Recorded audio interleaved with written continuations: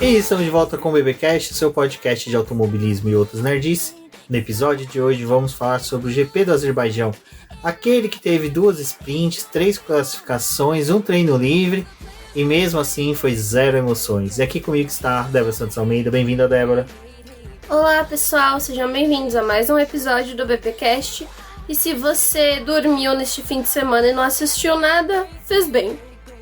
Exatamente. Bom, eu sou o BGP Neto e hoje, como dito, vamos falar sobre o GP do Azerbaijão, mas temos também várias notícias que saíram aí durante esse período de lacuna entre das etapas. Porém, antes, como sempre, recordando vocês aí da nossa campanha de financiamento coletivo da Apoies, tem o link na descrição deste episódio. Também confira o link da nossa lojinha, que também é uma forma de apoiar o nosso trabalho. Mas se você quer se tornar um apoiador aqui e fazer a diferença no BP, você pode já auxiliar aqui com apenas R$1 e aí você já vai ajudando o nosso trabalho.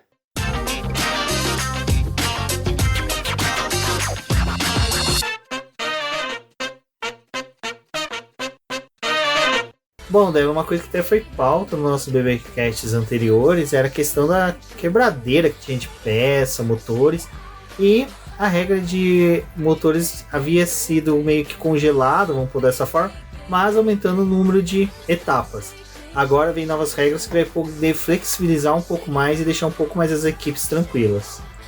A gente tá tendo essa discussão, né? Porque estão cada vez mais aumentando o calendário e também teve mais sprints para 2023. E em treinos livres, assim, normais, por mais que as equipes façam atividades em que elas precisam verificar o carro, é muito menos desgastante para o motor, porque eles não estão sempre trabalhando com o motor numa potência máxima ou exigindo dele no limite, né? Porque você está num treino livre em que você tem que verificar outras coisas e nem sempre é a durabilidade de um motor que é o que você faz na pré-temporada. Então, você tinha falado, né? A gente ficou esse período da Austrália até aqui, né, até o Azerbaijão, sem nenhuma novidade, acontecendo novidades, mas na verdade despejaram as novidades só na semana da corrida mesmo, né? Nas outras tava todo mundo ali curtindo as mini férias, não nesse sentido de, tipo, estarem aproveitando, mas preparando os carros pro Azerbaijão. Mas a gente teve essa mudança, foi divulgada em que eles aumentaram um 4º motor para a temporada, só que não é um 4º motor completo, né? São as peças que eles julgam ser mais importantes, que é o MGUK, o MGUH, o motor de combustão interna, que são esses elementos que você tinha a possibilidade de usar 3 no ano e agora vai poder usar 4. Isso foi bom porque algumas equipes já tinham feito 2 trocas no ano e já estavam tipo próximo da terceira e aí mais perto ainda de uma punição. E agora, tipo, com a sprint, com essas 6 sprints a mais, com mais classificação, eles resolveram fazer essa alteração para poder auxiliar as equipes. Eu achei que foi bom nesse período de congelamento aí, tá tendo essas coisas, né? Essa regra vai valer para 2023 e 2024. Depois disso, eles vão discutir o que vai ser necessário, se vai manter essa ampliação de uso dos elementos, ou se depois com a troca dos motores ali para 2026, né, se vai ser necessário manter isso, ou se os motores vão funcionar de uma outra forma em que a gente vai ter menos quebras e menos necessidade de ter mais elementos disponíveis. Mas vem aí essa mudança, para os times vai dar uma folga, acho que assim, não vai ser todo mundo que vai passar ileso até o final da temporada e não vai lidar com punições. É possível que ainda assim punições aconteçam, mas talvez em uma menor escala, apesar de que as equipes também estão lidando com vários problemas, várias quebras, e no Azerbaijão não foi diferente. Aí a pergunta que fica é: quais punições vão vir primeiro? O Max Verstappen ser tricampeão já antes ou no final da temporada um monte de quebradeira, né? O que vai ter primeiro, né? Essa sequência de quebras extraordinárias que vai ter no final do ano e várias punições, ou o Max Verstappen já ser campeão? Porque realmente a categoria, com esse excesso de corridas, essas mudanças que está tendo de sprint, parece que eles esquecem que existe uma coisa chamada de desgaste das peças. Não só isso, né?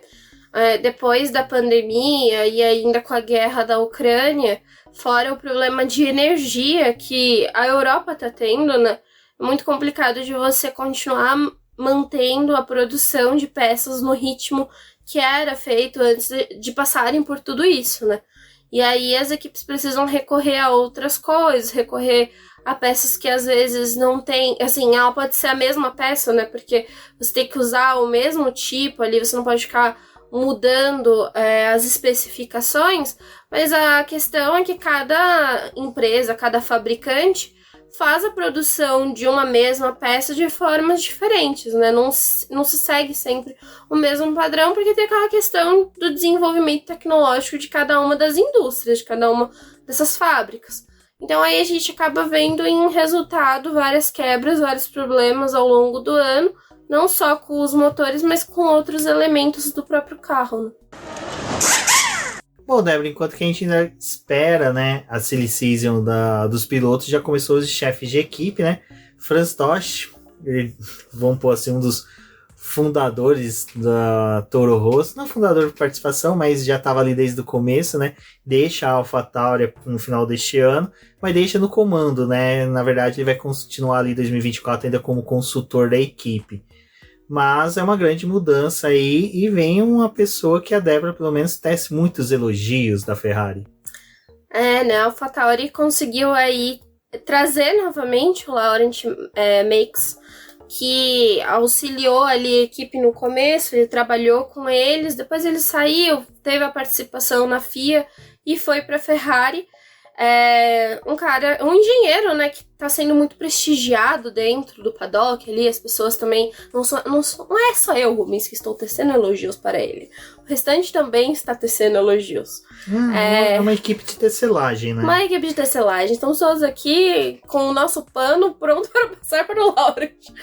Mas ele cresceu na categoria, né? É um engenheiro bem interessante que tá ali trabalhando como diretor executivo diretor de corridas da Ferrari. Ele meio que fazia até um papel de chefe de equipe ali com o Binotto, principalmente quando o Binotto tava na parte da fábrica. Elogiei ele várias vezes em finais de semana em que ele tava em comando ali da equipe, que as coisas estavam no controle dele e funcionavam bem. Mas a gente sabe que o papel de chefe de equipe vai muito além de só conduzir a equipe durante um fim de semana, né?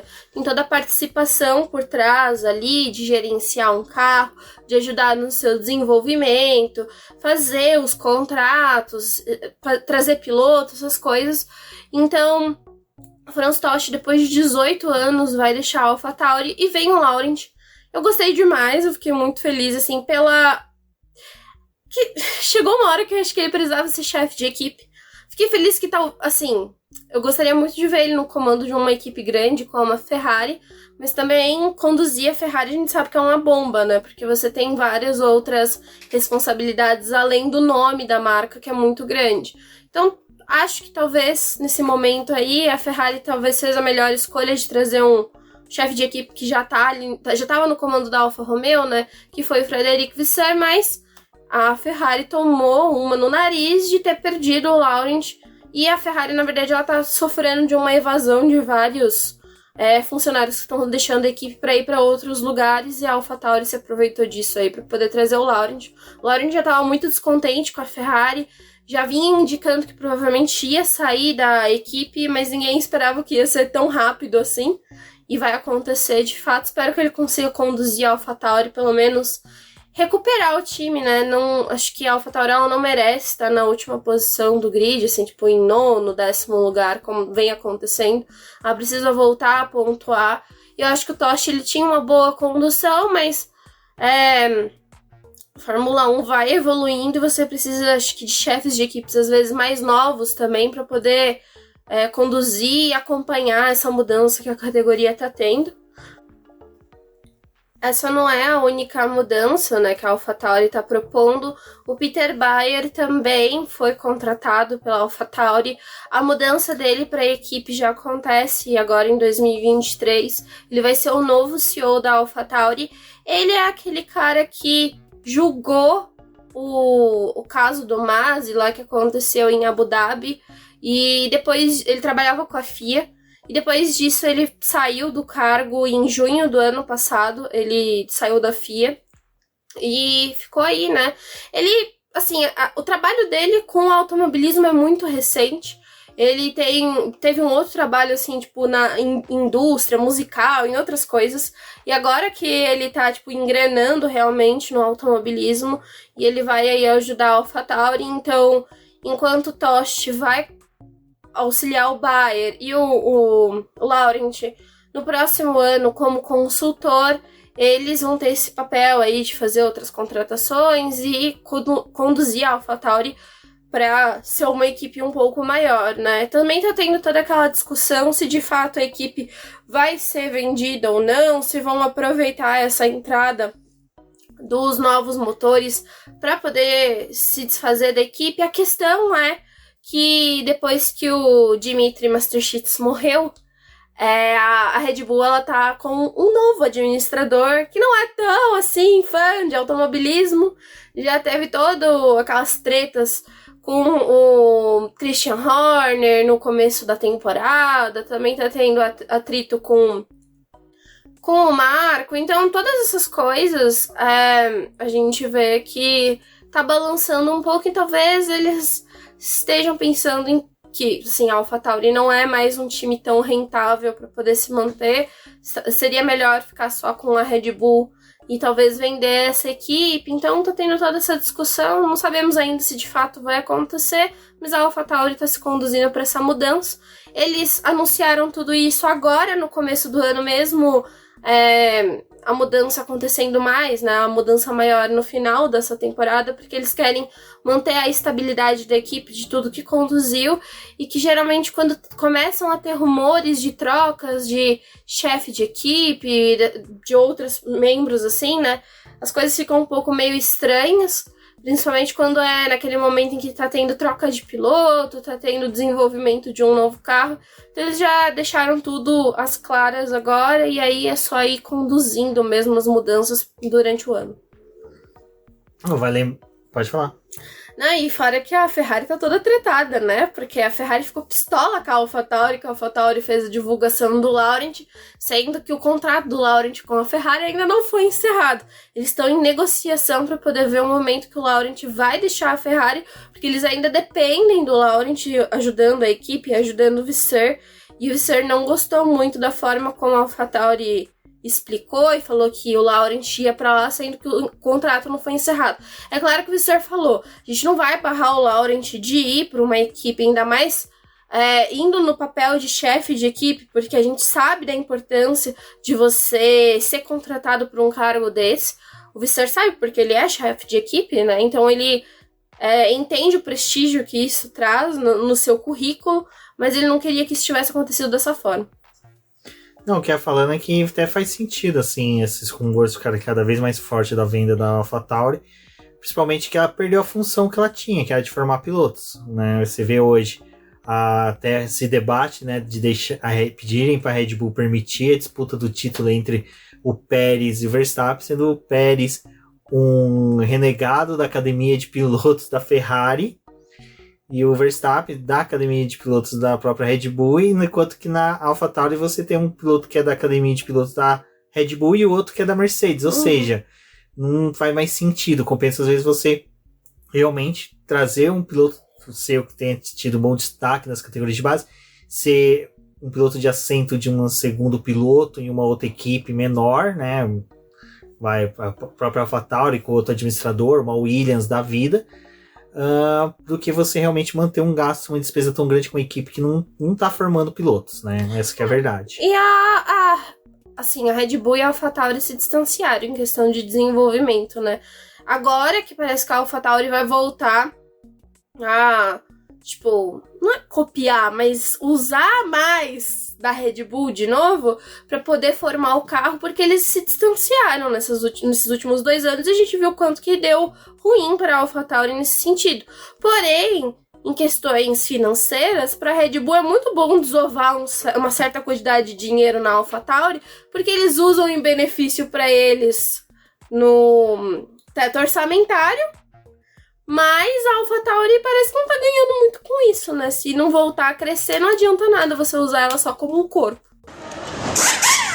Bom, Débora, na quarta-feira passada, né, foi decidida o novo formato da Sprint, que seria pro GP do Azerbaijão, né? Aquela coisa, né?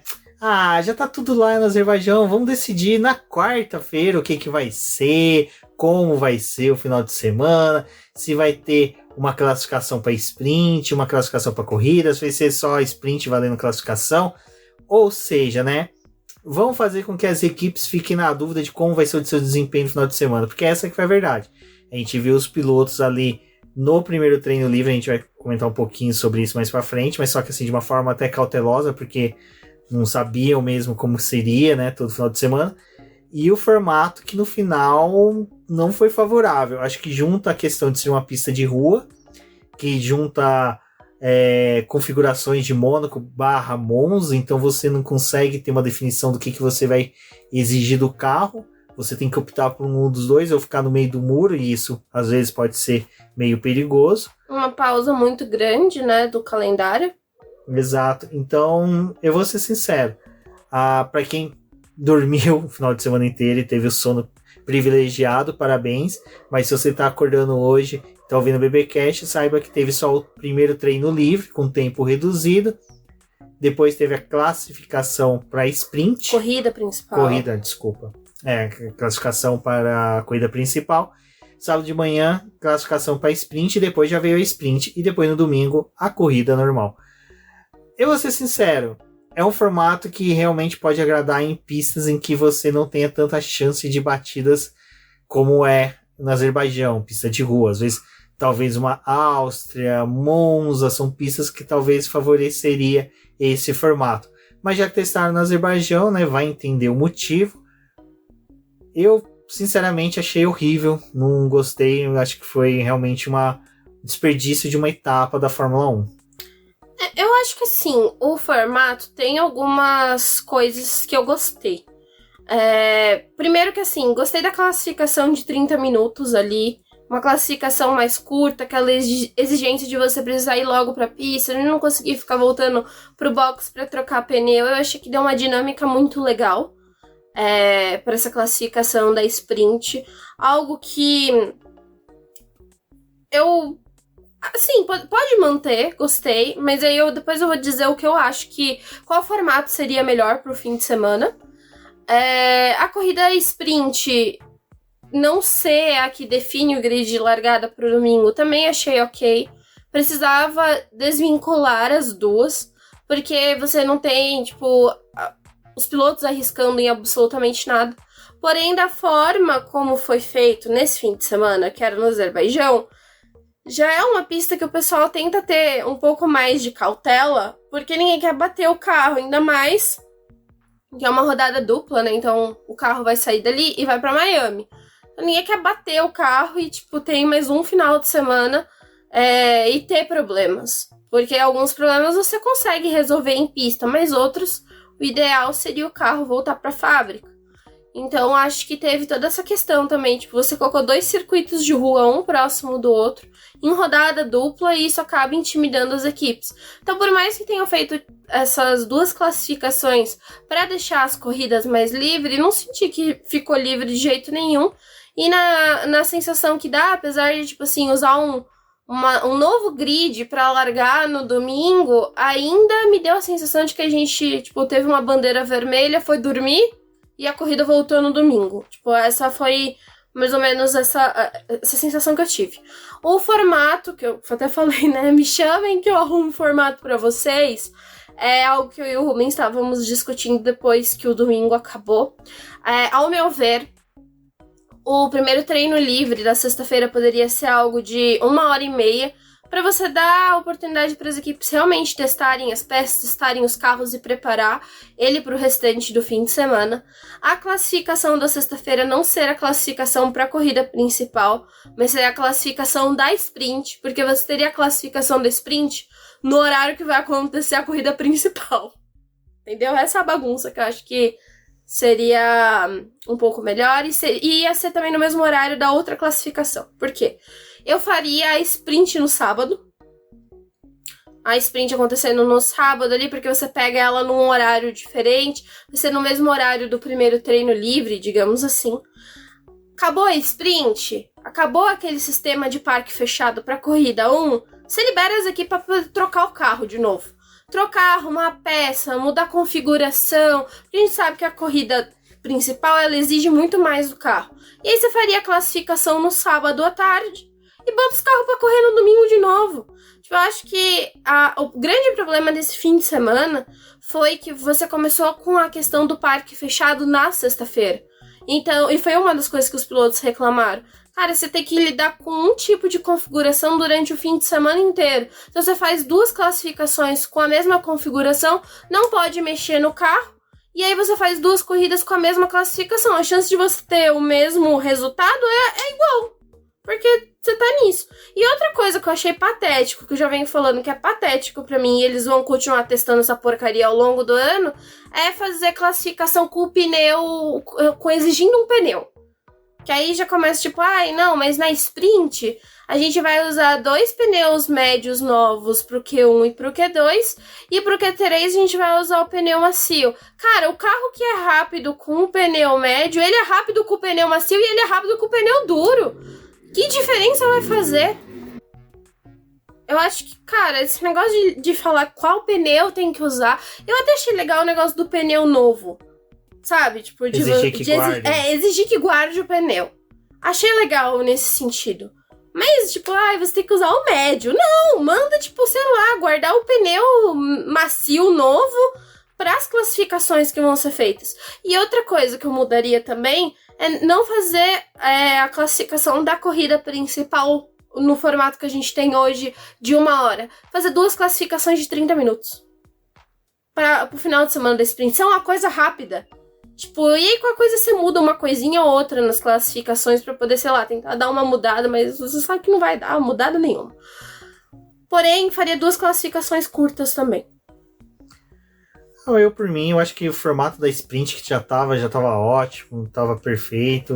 O Domenicali foi fazer a besteira de ir na MotoGP, fez uma leitura errada do que realmente é uma corrida MotoGP. Então, eu vou ser sincero, eu acho que realmente esse negócio do pneu me pega muito. Todos vão dar a mesma volta com o mesmo composto no Q1, no Q2, no Q3. Cara, isso é ridículo. Eu adorava aquele formato em que você largava com o pneu que você fez a volta mais rápida do Q2, porque às vezes você tinha um gliareco de um maluco ali que queria meter um pneu macio no Q2, enquanto que os principais estavam com o pneu médio, aí o cara ia pro Q3. Cara, isso eu acho que era muito legal, podia voltar. Surgiu o Russell, quantas vezes a gente viu o Russell aparecendo lá de Williams no Q3? Cara, isso é uma coisa que era muito legal. Então, assim, você realmente... Isso dava uma mexida legal no grid.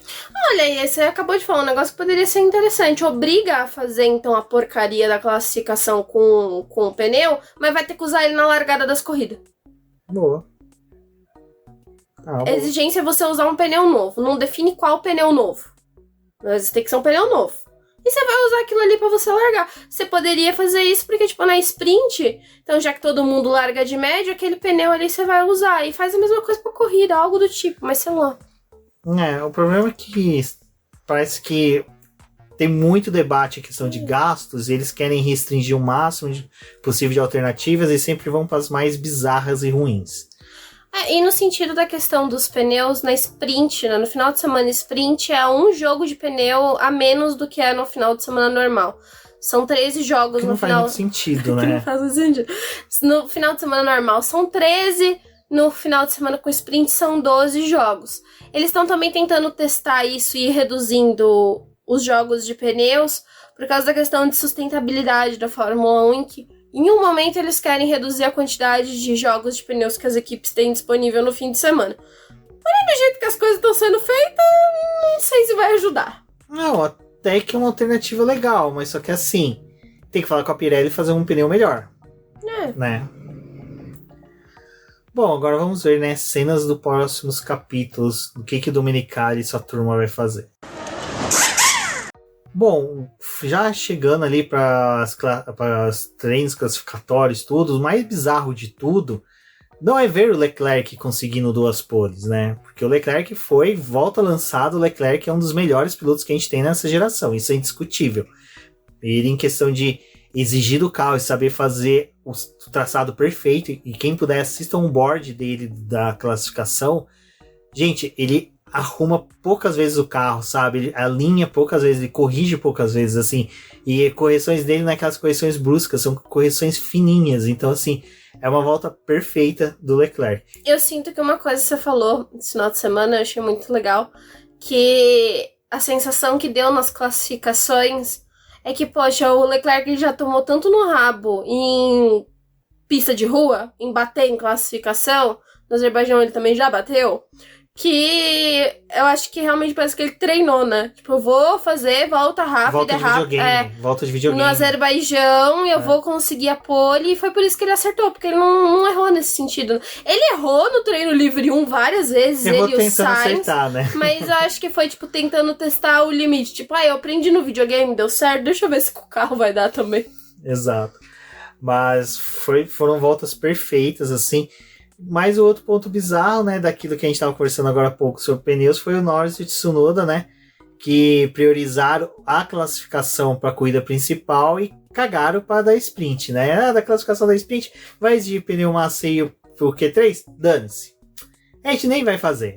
Só o Norris que chegou, né, mas só que daí nem foi para a pista, então já garantiu o P10 dele. Mas, assim, é um dos pontos negativos de você ter esse formato, né? Até eu achei muito legal, que é aquela questão da pessoa que não busca informação, que me deu uma tremenda raiva no final de semana inteiro. Porque o Norris e o Tsunoda foi uma opção da equipe, foi uma opção dos pilotos, era uma estratégia. Na hora que saiu a notícia, todo mundo lá, bomba, notícia, break news, Tsunoda e Norris não vão participar porque não sobrou pneu, como se as equipes tivesse cagado na estratégia. Tipo assim, o pessoal já detonando a McLaren e a AlphaTauri, enquanto que, na verdade, era uma estratégia que até pro Norris resultou bem, né? Porque, na verdade, tipo, porque os dois pontuaram no domingo. Porque assim, na verdade, o programa agora, né, desse fim de semana vai ser um pouco diferente por causa da sprint. A gente não vai comentar, tipo, trecho por trecho do fim de semana, a gente vai comentando algumas coisas que aconteceram. É fácil resumir a corrida. Corrida foi chata. Mas, assim, o primeiro treino livre, as equipes precisavam coletar dados. A McLaren foi a equipe que mais levou atualizações pro carro, que iam fazer diferença pro desempenho deles. Então, o primeiro treino livre era para poder testar o carro. Eles colocaram o Norris e o Piastri para poder rodar com esse carro. Então, a McLaren, ela explicou, cara, no primeiro treino livre a gente precisava testar os pneus e testar o desempenho com o carro. A gente tem 1 hora só para poder fazer os testes. Teve ainda a bandeira vermelha, então, tipo, tinha que levar tudo isso em consideração. Chegou pra classificação, que foi o que eu falei, parque fechado, tá, o que a gente pode fazer agora? Pô, a corrida principal tem mais chance dos nossos carros pontuarem, porque, como na sprint só pontua os 8 primeiros, e a pontuação é pífia, a gente precisa se lançar para a corrida principal. Então foi isso que as duas equipes fizeram e os dois pilotos fizeram. A gente vai queimar pneu para poder fazer essa classificação da corrida principal, dando nosso sangue, indo até o Q3, porque é isso que vai fazer diferença pro nosso fim de semana. Dane-se a sprint. E eu acho que foi nesse sentido, tipo, que as pessoas não prestaram atenção. Tipo, cara, a corrida principal, ela ainda é a coisa mais importante do fim de semana. E a sprint é só aquela coisa que tá todo mundo querendo fazer uma graça. Se pontuar ali, bom, se não pontuar também dane-se. Então, acho que o que eles fizeram foi certo. O ruim mesmo é a forma como a categoria tá lidando com a sprint e com a corrida. Exato, então no final, assim, até que o resultado desse novo formato aí, vocês estão vendo, não tá casando realmente com o que a Fórmula 1 deseja. Mas assim, a minha opinião final só vai vir realmente para o GP da Áustria sobre esse formato, porque Azerbaijão ainda tem a questão de ser um circuito de rua. Uhum. Então, se fosse um circuito normal, uma pista normal, até que a gente poderia ainda ponderar algumas coisas. Mas como é um circuito de rua e tradicionalmente tem muitos incidentes, né, a gente corre o risco aqui de ser injusto com o formato, mas depois da alta, se continuar a mesma chatice, a gente vai descer além de qualquer forma. Bom, e como eu falei, Leclerc fez as 2 poles, cara, sensacional. Eu acho que assim, mostrou que tem chance não de disputar título, desculpa, não tem como. É que sim, a gente fala que não tem como disputar título, vai depender muito de como Verstappen e Pérez vão se comprometer dentro da equipe nas pistas, né? Que se esses dois fossem encontrar na pista, eu acho que corre risco ali dos dois se chocarem, acabar não terminando uma corrida. O Leclerc já é um cara que já tá conseguindo responder bem na pista, né? Apesar de eu ter minhas reticências aí sobre o final de semana dele na corrida, mas eu acho que dá pra gente ter uma esperança, pelo menos, de boas disputas nesta temporada. Bom, torcer pro Leclerc conseguir entregar esse apoio aí novamente, esse desempenho em Mônaco, né? Que eu acho que é uma das coisas que tá devendo para os fãs da Fórmula 1, é uma pole vitória dele em casa. E a gente também não sabe se esse resultado é só do Azerbaijão, né? Foi um final de semana em que a Ferrari foi bem, conseguiu pontuar, conseguiu fazer ali essa boa classificação com o Leclerc, mas não sabe se isso vai se repetir para circuitos normais, né? Isso foi num circuito de rua em que nas parciais em si a Ferrari estava melhor nas partes ali do circuito em que tinham curva, na reta eles estavam perdendo para a Red Bull, mas o que eu achei bem curioso da classificação, se eu não me engano, acho que foi a classificação da sexta-feira, em que mesmo somando, tipo assim, todos os melhores setores do Verstappen e do Pérez, tipo assim, em outras voltas, tipo, o que seria a volta perfeita no Azerbaijão, nenhuma das combinações chegaria ao tempo que o Leclerc conseguiu com a Ferrari. Não, o tempo da Ferrari com o Leclerc foi surpreendente. E aí depois é isso que eu vou falar um pouco mais à frente, quando eu critiquei ele, de questão dele ser muito passivo na corrida, em permitir as ultrapassagens. Bom, mas antes de seguir para isso, a gente tem que falar um pouco aí que o Pérez, cara, eu tenho que fazer o levantamento se realmente o Pérez já pode ser considerado o rei da rua, porque eu acho que o Rei da rua? Rei do circuito de rua, né? Adorei. Você não viu o pessoal chamando ele disso no final de semana, rei da rua? Não, rei da rua. Até estão brincando, né, dele e da Mônica, né? Os dois são reis da rua. Mas por causa dele ter tido já praticamente, acho que só Bahrein, que não é a única vitória que ele não teve. Mas Bahrein não é circuito de rua. Não, é o que eu tô falando. Ah, tá. É que eu comecei de forma diferente. Bahrein? Não, Bahrein não é circuito de rua, é a única vitória que ele tem circuito normal, né? O resto é tudo circuito de rua. Mônaco, Jeddah e 2 no Azerbaijão. E ele é o primeiro piloto a repetir vitórias, né, no Azerbaijão. Porque desde 2016... quebrou com a sequência legal que tinha. Então, muito legal, essas cara. quebras de recordes, não, de sequências assim, essas coisas que tá tendo, eu tô ficando com medo, porque tem aquela de quem vence no Bahrein, né, não ganha o campeonato, né, então, aparentemente, a dupla da Red Bull tá vindo pra quebrar essas regrinhas. Mas foi um excelente desempenho do Pérez. O Pérez eu acho que venceu as 2 corridas sem muito esforço, desceu do carro, acho que até sem suar o macacão, porque não foi em momento algum assim. Lógico, para ultrapassar o Leclerc, ele se esforçou mais, depois foi só um fraciano de velotrão na Vila do Chaves. Na sprint mesmo, né? Porque ele já tava largando atrás do Leclerc, não conseguiu repetir o que aconteceu no ano passado, de ultrapassar o Leclerc, tipo, na largada, né? O que poderia ter acontecido, mas veio aquela saída do Tsunoda e acabou ajudando ele a aproximar e brigar de novo com o Leclerc, mas ele ia chegar, ele ia ultrapassar a Ferrari e não tinha muito o que fazer nessa corrida, né? Agora a gente pode até falar sobre isso, de ultrapassar, não tinha muito o que fazer. Porque assim, até eu critiquei no Twitter, fui lá e tive que apagar porque descobri uma nova versão de fãs que é tão bizonha como uma parcela do Verstappen, que é a do Leclerc, que defende ele, não defende com argumentos, defende com ofensas e coisas piores por DM, mas então, tudo bem.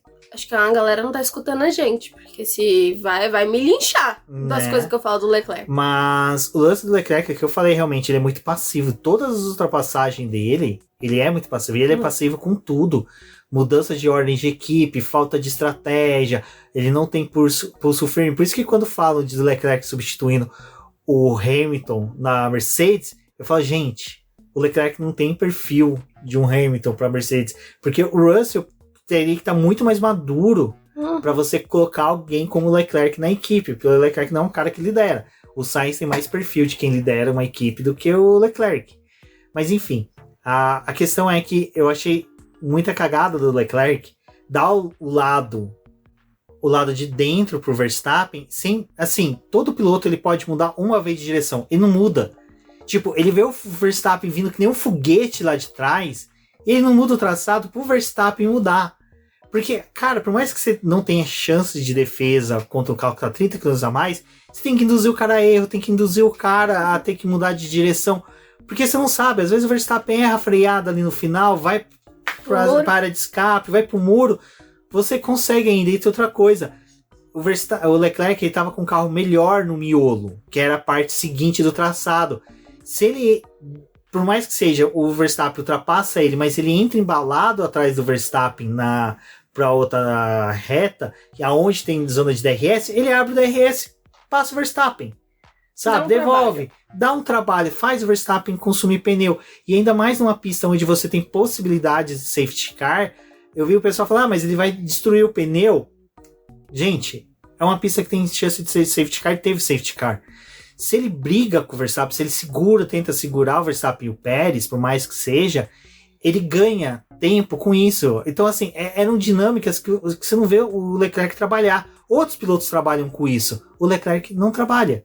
Você não vê, desculpa só finalizar, o estrategista conversando com ele de possibilidades. A única coisa que o estrategista conversa com o Leclerc durante a corrida é: vamos mudar do plano A para o plano B. Vamos permanecer no plano B, não vamos mais para o plano C. É isso, é limitado a isso. Então, o que eu falo da passividade do Leclerc é que o pessoal confunde muito passividade com agressividade. Eu não quero que ele seja um piloto agressivo de xingar, brigar no rádio.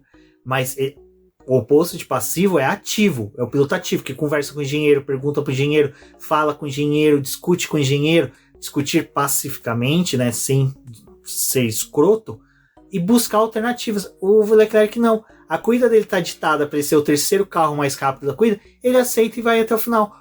Aí o pessoal fala, mas ele ia disputar a posição com o Verstappen? Sim, o Russell disputou. Tipo o Russell, que tem o quarto carro do grid. Aí você tem o Sainz, que estava com um carro bem mais lento que o Hamilton, fazia um traçado defensivo muito mais efetivo, não consumiu pneu, e conseguiu segurar o Vettel. O Vettel não. O Vettel, coitado. O Vettel nem sei se tá assistindo. Né? O Hamilton conseguiu sem degradar pneu. Ou seja, você consegue fazer um traçado mais defensivo sem destruir o pneu. Mas não. Na reta, você tem na reta, né? Assim, tipo, em teoria, você tem a possibilidade de mudar de trajetória pelo menos uma vez para poder defender a sua posição. Defende tirando o vácuo do cara, fazendo alguma coisa que o vácuo no Azerbaijão é muito efetivo, ele faz realmente diferença no desempenho. Eu acho que ele poderia fazer isso, tipo, balançar o carro, tirar o carro, ou estudar talvez um pouco do que o Alonso às vezes faz, de dar uma sambadinha na frente dos outros. Isso, cara, eu nunca vi o Leclerc fazer isso. Assim, sabe, tipo, tenta uma vez, tenta duas. Espera tomar a chamada da FIA. Faz alguma coisa, só faz alguma coisa. Mas o ruim é que, tipo assim, ele vai mudar de trajetória e ele tira o carro. Ele não muda de trajetória pra poder ele aproveita atrapalhar. Que o carro... Ele muda, ele fala, passa aí. O Leclerc, ele aproveita que o carro é vermelho, ele estende o tapete vermelho pros outros ultrapassar. Você falou certo. Você não é o safety car, cacete. O Alonso e o Hamilton, eles estavam em etapas passadas mudando, sambando com o carro na pista. O Daniel Ricciardo fez isso ano passado com a McLaren. Cara, e demorou pra ele tomar chamada. Demorou. Cara, você faz isso. Você força o Verstappen a degradar o pneu, força o Pérez a degradar o pneu e força os dois a se encontrar na pista pra disputar a posição entre os dois. Mas no Azerbaijão, acho que o mais importante nem é só isso. É tipo você tirar a atenção do cara. Porque se você tá na frente de um outro piloto, mas você sabe que você vai ser ultrapassado, que o carro de trás é mais rápido, num circuito de rua, os pilotos geralmente estão vindo muito concentrados e estão prestando atenção na movimentação do carro da frente. Às vezes você faz alguma coisa que você induz o cara de trás ao erro, ele perde o ponto de freada e ele dá no muro. Tipo, é algo que é bem legal, assim. você estudar para poder fazer. Eu acho que o Sainz e o Hamilton, né? A Ferrari e a Mercedes, elas têm carros, de certa forma, equivalentes em problemas, mas... E também acho que, assim, o Sainz, ele poderia ser mais rápido, mas não é algo das características dele. Ele é um piloto mais técnico, mas a técnica dele em cima do Hamilton você via. Tipo, ele deu trabalho pro Hamilton, cara, da volta 36 até a volta 51, o Hamilton não conseguiu passar. Foram 16 voltas. A gente tem aquela disputa de posição entre o Alonso e o Hamilton na primeira corrida, que foi sensacional. E o Alonso estava muito mais rápido, tinha muito mais carro que o Hamilton. A diferença era semelhante até. Mas o que é? É o cara não aceitar. O cara fala, não, você vai me ultrapassar? Beleza, mas você vai... Ah, mas ele tinha que economizar pneu. Cara, numa corrida que tem chance de ter safety car, você trabalha com o que você tem na mão. Você não fica pensando, não, eu vou chegar. Ah, mas o Alonso chegou um segundo. Cara, o Alonso tava com problema de DRS. Passou o final de semana inteiro com esse problema. Se o cara tá atrás de mim e tá com problema de DRS, eu vou deixar ele na minha cola a corrida inteira. Sabe? Pô, eu vou esperar o cara colar e dane, se não tem DRS, tá tendo dificuldade de DRS, tem hora funciona, tem hora que não, vou dar trabalho. Uma coisa que eu elogiaria o Leclerc nesse fim de semana foi o fato dele, tipo assim, ele sabia que o Alonso, a característica de corrida do Alonso, que é um piloto que tenta guardar pneu no começo da prova e usa o que ele tem para poder atacar no final. Então o Leclerc fez algo que foi legal nesse sentido. Guardar pneu para poder lidar com o Alonso. Mas eu acho que o primeiro desafio dele era a Red Bull. Tipo, ele não podia... É o que você falou, né? Tipo assim, ele tá fadado a terminar em terceiro lugar. Mas porra, velho, não conta com isso, sabe? Vamos tentar dar uma brincada aqui com a Red Bull e depois a gente se vira para poder ver o que faz com o Alonso, cara, sabe? O Schumacher, em 2006... Eu devo estar... 2006, ele terminou atrás do... 2005, 2006, o carro da Ferrari não era para disputar título. Cara, você não via ele fazendo isso, sabe? Porra, quantas vezes a gente viu o Massa, o Hamilton, disputando com o Vettel posição na época que a Red Bull era um foguete. Você vai ser ultrapassado? Voa, mas dane-se! Eu não vou estender um tapete vermelho pra você. Gente, o Alonso ele tinha, né? Agora ele tem um carro bom. Mas ano passado ele tinha um carro merda. Fazer os trenzinhos, quantas vezes? Quantas vezes ele tinha os trenzinhos atrás dele? Quantas vezes ele encheu o saco do Verstappen e do Pérez? Em corrida que os dois era punido, precisava largar lá atrás. Tá bom, eu vou encontrar com o Verstappen, depois eu vou dar trabalho pra esse moleque. Ele vai sofrer aqui pra poder passar comigo. Ele alargava o carro, ele mudava de trajetória, fazia aquelas trajetórias longas, ele chegava, tipo, a atrapalhar em reta, fazia isso que a gente tava falando, né? Ficava sambando na frente do carro lá, às vezes, pra poder, esperar alguém vir xingar ele. O Verstappen não fazia isso quando o Hamilton tava com o carro mais rápido. Não. Quantas vezes a gente via que o Hamilton chegava pra ultrapassar o Verstappen? Você fala, vai bater. Vai dar merda. Os dois, isso eu tô falando não já 2021, tô falando 2018, 19 e 20. Então assim, me desculpa. O Leclerc, ele é muito passivo na questão não de agressividade. Porque ele é um piloto agressivo. Ele é agressivo na velocidade. A velocidade do Leclerc é incontestável. Ele pra mim, é muito mais rápido que qualquer outro piloto do grid. Fala daquela coisa que você disse pra mim, dele ser rápido e usar isso pra poder tentar se defender. Isso não funciona. Não. Ele é o cara que ele é rápido, mas em defesa ele não é tão rápido. Não, mas o que você disse é que, tipo assim, ele vê alguém mais rápido, ele tenta ser mais rápido do que a pessoa, mas não é o ser mais rápido que vai te fazer defender. Sim, realmente. Ele quando tem que disputar a posição, ele tenta ser mais rápido, mas às vezes não é... É o que o Sainz fez. Ele não estava sendo mais rápido que o Hamilton. Ele estava fazendo um traçado diferente, onde que ele economizou pneu, porque ele chegou na posição dele e conseguiu fazer... Desculpa, eu caso 20 no chão, qualquer pessoa, que se o Alonso chegasse no Leclerc e o Leclerc fizesse a mesma coisa que o Sainz fez, o Alonso não passava. O Alonso não passava o Leclerc de forma alguma. Porque o Alonso não ia ter carro para passar. E o Alonso ia ficar nervoso, o Alonso ia começar a perder todo aquele paixão que ele tá pela Taylor Swift, e ele ia xingar no rádio. Mas, né, fazer o quê? Bom, era isso sobre o Leclerc. É uma pena, porque é o cara que realmente eu falo que hoje no grid é o único que pode disputar título com o Verstappen. Até, lógico, a Mercedes acertar esse carro ou o Carlos Sainz sair do casulo. É uma das coisas que eu achei também, assim, interessante. foi Alonso e Sainz, né? Esse final de semana, porque o Sainz é fã do Alonso, que é espanhol, né? Mas é fã até a página 2, né? Porque os dois... A corrida, a Ferrari tentou recorrer, a corrida passada aí foi poder pegar o pódio do Sainz de volta, os pontos, não deu certo. Aí esse final de semana o Alonso ficou um pouco ofendido com o Sainz, porque o Sainz não estava tratando ele como princeso que ele é. Aí chegou na corrida principal, teve a relargada, aí o Alonso estava atrás do Sainz. Ele sabia que o Sainz ia dar uma canseira para poder ele passar, se ele ficasse ali de novo. Teve a relargada, ele jogou o carro e passou o Sainz. E o Sainz depois da corrida falou, gente, eu não tava esperando aquela manobra do Alonso. Eu fiquei tipo, o que tava acontecendo com aquele cara? Como que ele teve a ousadia de fazer aquilo comigo? E foi legal, foi essa briga dos espanhóis, assim, foi legal. Bom, falando em briga, né, a gente teve ali Russell e Verstappen, que diga-se de passagem, o Verstappen, cara, se ele chegar no final do ano e perder o título, hipoteticamente, pra quem for, por 2 pontos de diferença, ele vai arrancar o couro do Russell. Porque o Russell arrancou 2 pontos dele nesse final de semana. Com a atrapalheira ali, com o choque que deu na corrida da sprint, e depois por ter roubado a volta mais rápida do Verstappen, velho.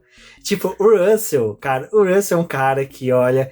Ele realmente é o boneco Chuck, cara. O moleque, sabe, falou assim, não, eu não vou ganhar, mas também não vou facilitar a vida do Verstappen. E assim, foi legal, de certa forma, o que aconteceu, mas o desempenho da Mercedes esse final de semana, olha, foi lastimável. Teve sim um avanço, né, porque eles ficaram mais próximos da Ferrari e da Aston Martin. Isso mostra que... Da Ferrari, né? Da Aston Martin tá 1 quilômetro ainda de distância. Ah, mas o Hamilton ainda chegou na frente do Stroll, né? Mas diga-se de passagem, o Stroll, quem diria, né?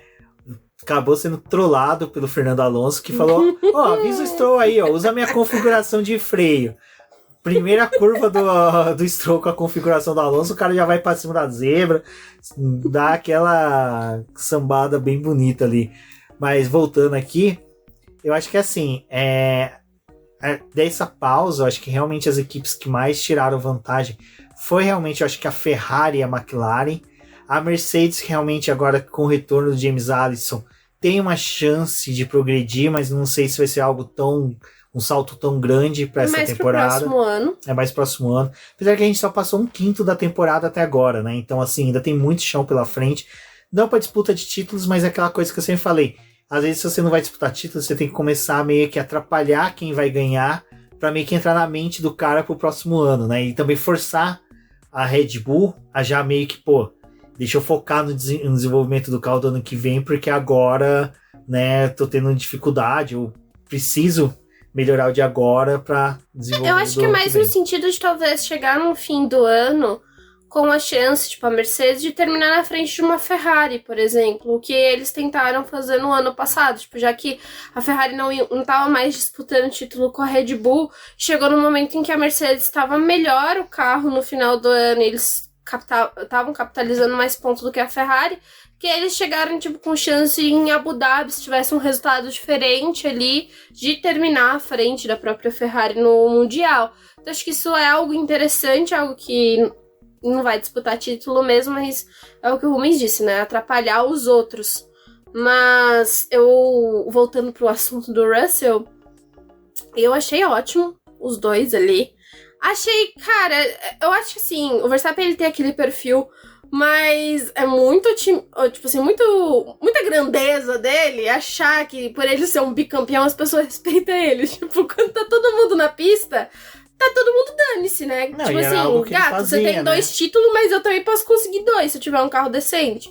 Então é algo que ele fazia, ele tipo, eu cheguei nele, a gente não tinha que decidir corrida na primeira volta. Sendo que, assim, em Fórmula 1, acho que também você não precisa decidir na primeira volta. Porém, se você tem chance de tirar alguém da corrida, talvez seja interessante, né? E pro lado do Russell, ele tava tentando pontuar. Achei muito amadorismo do Verstappen achar que as pessoas vão ceder pra ele, nesse sentido. E achei o Russell um grande piadista do dia. Que no final das contas ele pegou e falou: mas eu achava que o Verstappen no final da sprint ia me cumprimentar. E ele veio me xingar. Ele não ia te chamar pra tomar um chá, né, querido? Ai, gente.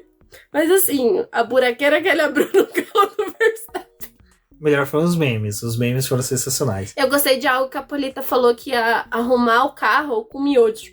Nossa, é E usar mesmo. o miojo Podia ter pra aqueles poder- vídeos, né? É, Os capô, caras né? Nossa, que nojo. Mas botaram o Russell lá segurando as partes, né? Porque ele tinha que operar o carro do Verstappen. Não, mas o do It foi legal. Foi legal Foi legal, também. foi legal. Ah, como amante do Stephen King, gosto de coisa Não, e diga-se de passagem, a Fórmula 1 tá sobrevivendo por tá memes, sobrevivendo né? de meme. Que Porque- entregando corrida não É, porque tá. o Alonso tá entregando mais memes do que a Fórmula 1 tá entregando de entretenimento, né? E diga-se de passagem, num final de semana que teve 6 horas de Spa, que foi emocionante pra caramba. Foi uma das melhores corridas de endurance que eu já assisti. Deixar o meu relato aqui que chorei pela vitória da Ferrari. Da vitória não, o terceiro lugar. Eu Pra falei, mim foi uma vitória. Foi uma vitória. Porque ninguém vai ganhar na Toyota, né? Mas vai ter a Ferrari E diga-se de vencendo. passagem, Antônio Giovinazzi tem o mesmo número Antônio. de pódios que o Leclerc. Então, Então não dá pra poder falar mal deste piloto. exatamente.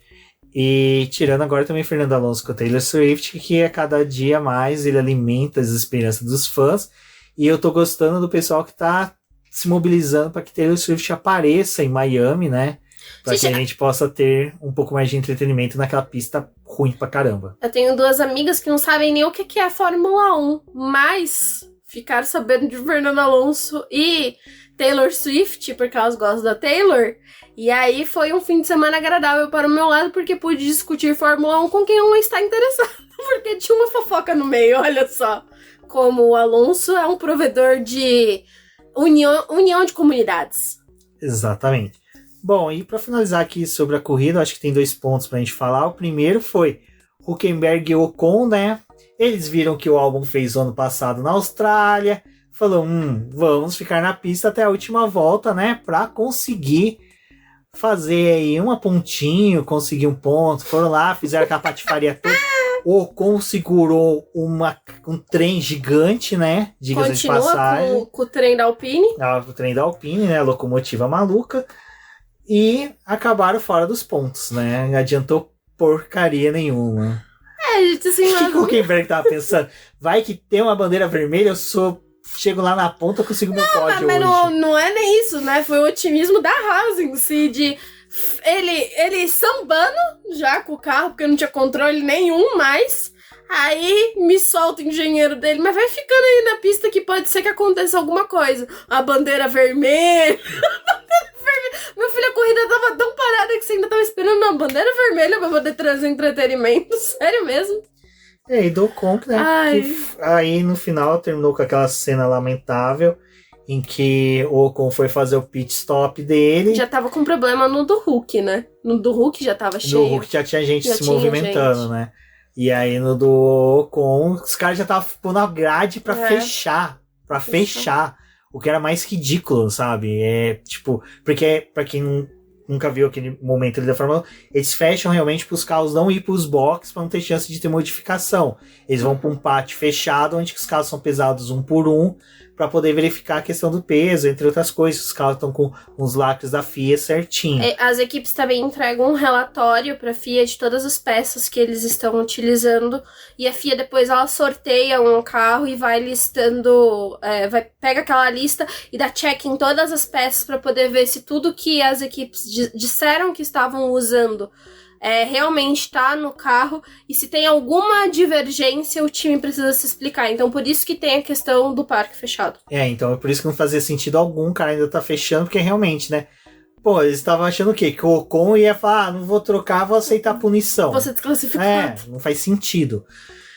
Então foi ridículo. Aí foi legal que a FIA tá investigando a FIA, aquele A FIA tá meme investigando a FIA. do Homem-Aranha, né? Um apontando pro outro. Eu posso dizer sobre isso? Pode. É que assim, aconteceu na Austrália ano passado, que foi também, como você disse, né, do álbum, ele foi parar e já tinha gente. Aí ali, tipo, vamos ver o que faz, tipo, cagaram. Repetiu a mesma coisa na Austrália, e aí abriram uma investigação contra os promotores do evento, os organizadores do evento, porque além de ter tido pessoas no pit lane, Tinham já fãs que tinham invadido a pista antes dos carros passarem na última volta. Chegou agora, 3 semanas depois, como o Rumis falou, o meme do Homem-Aranha tava ali porque foi a própria FIA.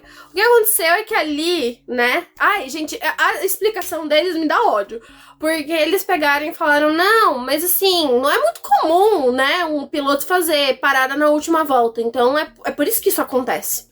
A gente já vai arrumando as coisas pro pódio, liberando as pessoas, porque, tipo, não é muito comum, tá? Não é muito comum, mas, cara, eu entendo que em várias corridas você tem a questão das paradas acontecerem antes, né? Mas eu acho que, tipo assim, você não tá acompanhando a corrida? Você tinha que estar acompanhando a corrida, que tem 2 fulano que não tinha trocado o pneu ainda, né? E esses 2 fulano, em algum momento, creio eu, que não ia ser desclassificado, né? Porque estavam sonhando com um ponto. Então, amadorismo aí.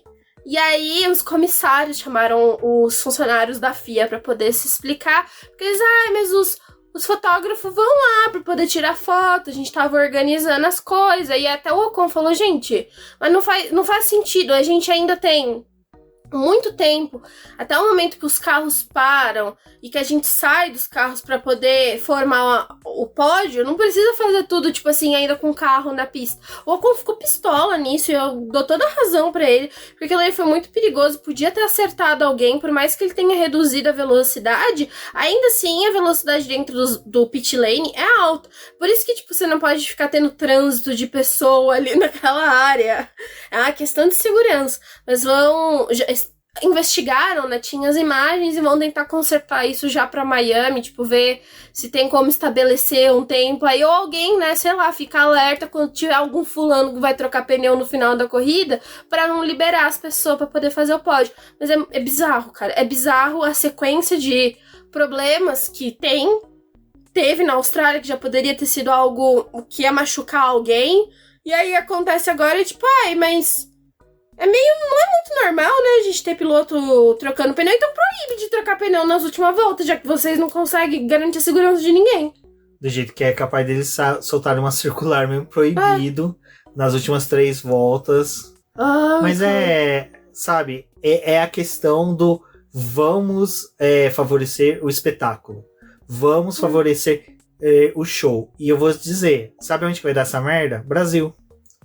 Porque a organização que tá metendo arquibancada no miolo da pista, tá metendo arquibancada em tudo que é canto, vai dar uma merda, porque excesso de pessoa, porque existe uma diferença entre você aumentar o público e aumentar a contingência de funcionários, de staff, que vão suprir a questão da fiscalização da invasão. Porque invasão não tem como, você vai ter, não tem como. Uhum. E o Azerbaijão é um dos lugares mais elogiados, né, em questão de segurança na pista. Mas ali realmente foi erro da organização, porque você viu que a maioria ele tava com colete de fotógrafo, colete de imprensa, né, de social media. Mas agora, eu tô falando questão de público invadir que nem na Austrália, Brasil corre um sério risco, porque eles estão me metendo arquibancada no miolo da pista, aonde que era recuo dos carros quando quebra. Pois é. E aí eles esquecem que não é só colocar arquibancada. Quando você monta a arquibancada, você tem que colocar toda a estrutura de banheiro, de comida, de bebida, sabe, de staff, de tudo. Então, assim, vai ser eu já tô vendo a dor de cabeça que o Brasil vai ter. Não, e fora que, tipo assim, as pessoas que estão ali, elas não estão ganhando, né, pra isso.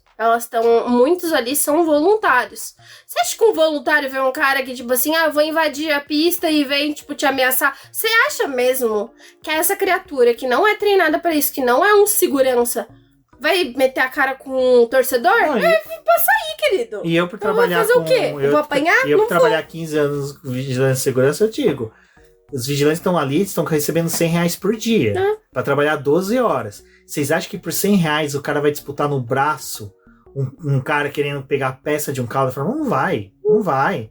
Então assim, gente... Ele finge que não vê. Finge que não vê. Bom, mas agora a questão é séria, gente. A gente brincou bastante, mas tem assuntos que às vezes é triste a gente trazer pro podcast. É uma situação que tá muito ruim, uma situação que tá muito triste na Fórmula 1, é o sumiço da Red Bull. Da Red Bull não. O sumiço da Alfa Romeo. A Alfa Romeo desapareceu, ninguém viu o Bottas e o Zhou durante a corrida inteira. Ninguém viu, né? Ninguém viu. Visser, depois que saiu de lá, Ele apagou a luz e deixou. Não, ele não pagou a conta de luz, porque acabou a luz ali, não tem mais nada na equipe. Gente, o Bottas... Coitado. No fim do grid, cara.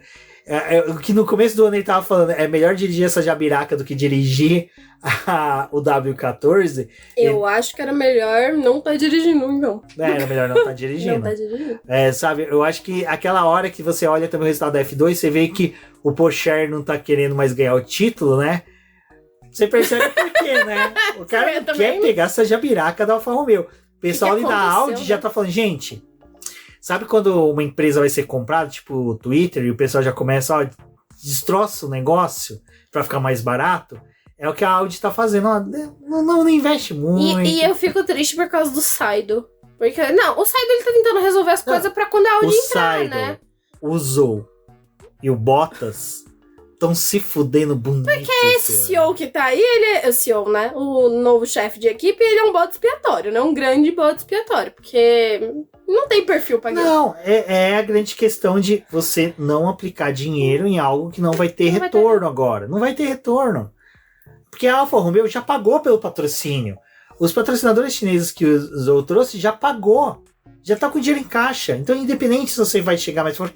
E outra coisa, até pra Audi é melhor pegar a Alfa Romeo na puta que pariu do grid, porque ela vai ter tempo, mais hora de desenvolvimento no túnel de vento. Então, assim, cara... mas é triste demais, porque ano passado eu fiquei muito feliz. A Williams, que é uma equipe que tem uma placa de vértice na frente dela, que todo mundo sabe que é a Dorilton Park... Dorilton Capital. É que tem um estacionamento em Campinas que chama Dorilton Park. É por isso. O Parque dos Dois Pinheiros. Exatamente. Um pinheiro só. Agora é um pinheiro só. Ela tá com uma placa de vértice na frente da Williams, mas a Williams evoluiu. A Williams, só o Sargent que não tá muito cooperando, né? Mas o Albon, que era um cara que eu criticava pra caramba, tá fazendo morder a língua direto, porque tá ali, tá entregando resultado. Mas enfim. Então, pessoal, é isso.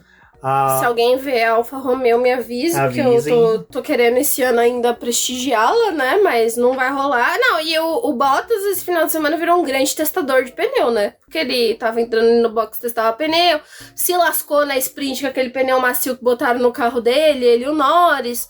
Aí, vamos botar um médio aqui, vai botar um médio, não tem carro pra poder brigar por nada, mas fica ali na pista. Abandonou a corrida com problema. Este ano da Alfa Romeo sumiu, desapareceu, temos 9 carros, 9 equipes no grid, porque a Alfa Romeo eu já nem espero. Ai, que tristeza, cara. Mas abaixar o valor da camiseta nessa pindaíba não abaixa. Eu vou deixar aqui a crítica, tá, Alfa Romeo? Porque eu queria comprar alguma coisa, mas não vou pagar. Não vou te dar dinheiro pra você investir na Audi. Exatamente. Bom, pessoal, é isso. Agradeço a todos que ouviram a gente até aqui. Um forte abraço e até a próxima. Até a próxima. Débora, a gente não deu a nota, né? A nota da corrida. Não deu a nota. 3. Foi horrível. Foi um final de semana desperdiçado. Eu tinha que dar nota porque eu acho que nem merece uma. Foi final de semana desperdiçado. Foi um final de semana desperdiçado. 6 horas de Spa foi muito melhor. Foi melhor. Entregou mais, né? Acho não... Eu daria, assim, Porque, infelizmente... O Azerbaijão precisa de umas batidas, mas não séria no sentido de alguém se machucar, mas séria no sentido de botar um safety car na bandeira pista, vermelha. De ter uma bandeira vermelha, safety car não ajuda né? tanto ainda. Não ajuda muito, mas depende do momento da corrida. Até, tipo, se tivesse tido um safety car mais pro final, muitos talvez tivessem parado mais uma vez, que não foi o que aconteceu. E aí talvez o Hülkenberg tivesse pontuado, talvez o Ocon tivesse pontuado, mas não aconteceu. Mas... o Azerbaijão ele depende desses fatores pra ser uma corrida legal, senão é um grande trenzinho, e eu acho que a sprint ajudou a vamos todo mundo ter cautela, fora o fato de, final de semana que vem já tem Miami, então vamos todo mundo ter cautela, sei lá, daria um pontinho pra não dar zerado, sabe? Porque, assim, ainda foi bom que aconteceu. Exato. Bom, pessoal, agora em definitivo, até a próxima e vamos torcer para Miami ser bem melhor. Até a próxima. Que não vai ser.